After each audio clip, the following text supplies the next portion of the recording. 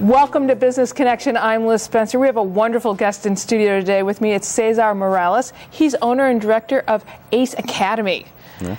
And that is just so cool. It is a tennis academy, and it has a wonderful, pretty brand new facility very close to here over on Quincy. Absolutely. So tell me a little bit about it.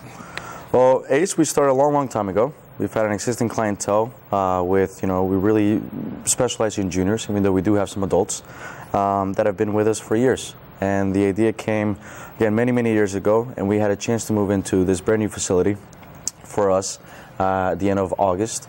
And we've been very lucky to, to overtake that facility. One of the things that I think is really neat about ACE Academy is that you are concerned with the whole athlete. It's not just about being tennis. So tell me a little bit about that philosophy. I was really impressed. Well, it's a lot easier to develop a tennis player by having an athlete first. Okay. So, of course, that's really where we come in. And that's, when we were talking, we talked about how early we start our players. We start them as soon as they can come out there and just walk. Because they might not be able to have a racket in their hand and hit the ball, but they're definitely able to start athletic activities. Catching the ball with, the right hand, they're catching the ball with the left hand. Okay, making sure, of course, the bilateral coordination is there. Making sure, of course, they can move one foot and they can catch with the other.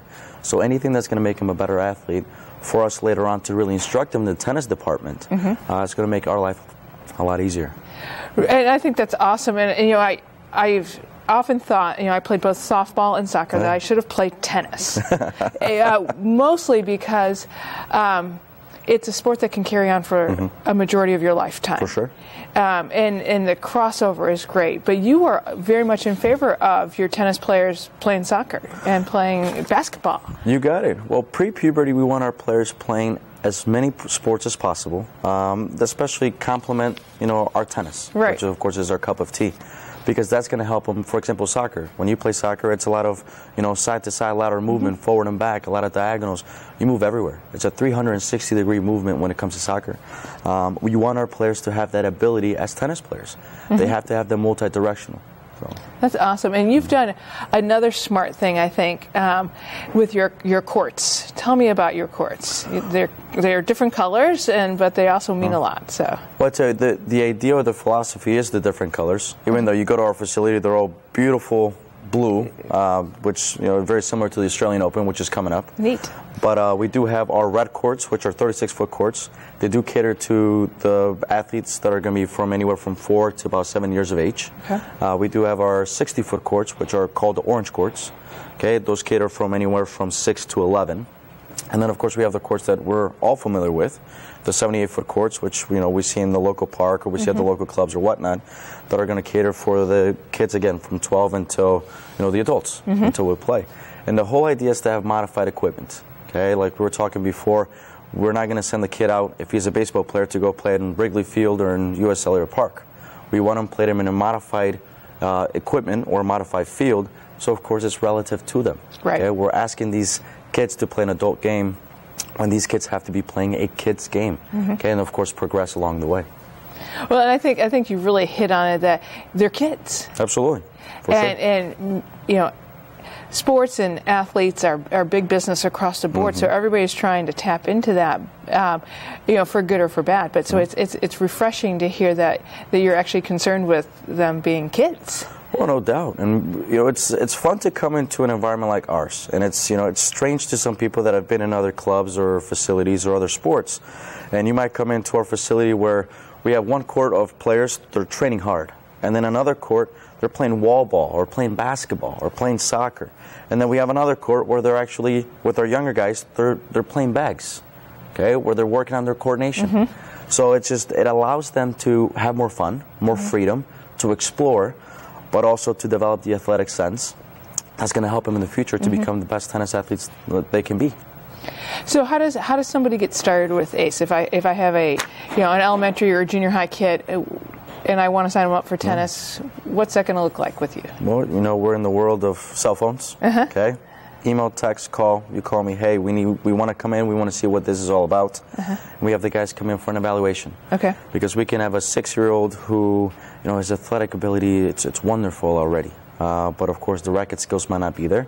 So we want to put them close to a peer group, so close to the same age. Also with that age group, closer to the same sex. Okay? Guys like to play with guys, girls like to play with girls. But we do like to mix it up also. But also where they're going to be successful, like we talked about. We want early success for these guys. And that's where the modified equipment, the courts and the racket and the balls are going to help these guys not only, of course, enjoy themselves, but stay in the sport a lot longer. And are you playing, is it group lessons or is it individual lessons or a combination? You got it. It's a combination. Okay. Especially for our older guys, it definitely is. For the guys that are more on the excellence route, where they're looking into playing tournaments and, traveling, stuff like that, it is, of course, the one-on-ones, your private practice, and, of course, your team practice. And for us, it really is a team atmosphere.